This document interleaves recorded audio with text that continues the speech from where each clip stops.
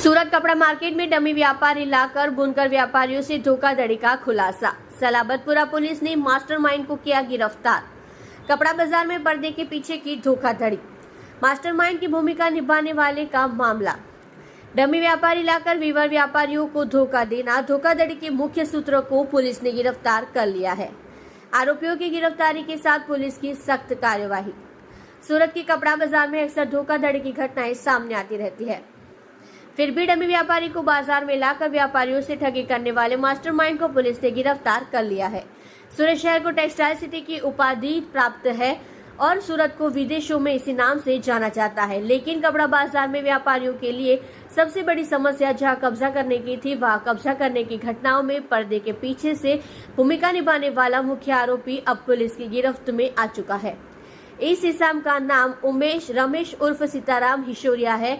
2024 में Kohinoor market, new आदर्श market और स्वदेशी टेक्सटाइल मार्केट में 53.80 लाख रुपए का गबन हुआ था और गबन में रमेश उर्फ सीताराम ने पर्दे के पीछे से भूमिका निभाई थी। इस घटना में 13 व्यापारियों पर हमला होने की बात सामने आई थी। स्वदेशी टेक्सटाइल मार्केट में विनायक फैशन, जय माताजी सिल्क मिल, न्यू आदर्श टेक्सटाइल मार्केट और ग्लोबल टेक्सटाइल मार्केट सहित दुकानें खोलने और 13 अन्य बाजार व्यापारियों से सामान खरीदने के बाद सीताराम उर्फ रमेश ने अपने लोगों को दुकान बंद करने के लिए मजबूर किया। पूरे मामले में सलाबतपुरा थाने में मामला भी दर्ज किया गया था और ऋषि शाह और उसके गिरोह को पुलिस ने पहले ही गिरफ्तार कर लिया था। फिर ऋषि से पूछताछ में पता चला कि पर्दे के पीछे का मास्टरमाइंड रमेश उर्फ सीताराम है, जो रघुकुल मार्केट में सीताराम नाम की फर्म चलाता है। एक फर्म में बड़ा कारोबार करने के बाद सीताराम अपनी दुकान बंद कर उसका माल उड़ा लेता था और फिर कम पैसों में सेटलमेंट करने के बाद कर बड़ा खेल खेलता था। अब इस मामले में पुलिस ने मुख्य मुखबिर सीताराम उर्फ रमेश को गिरफ्तार कर लिया है और कानूनी कार्यवाही की है। आप देख रहे हो crime open news Nathu Singh Shekhawat के साथ। પોલીસ સ્ટેશન વિસ્તારમાં છેતરપિંડીની એક ફરિયાદ નોંધાઈ હતી। આ ફરિયાદમાં ફરિયાદીએ આરોપી તરીકે ઋષિ શાહનું નામ આપેલું હતું। પોલીસે આ ઋષિ શાહની ધરપકડ કરી હતી।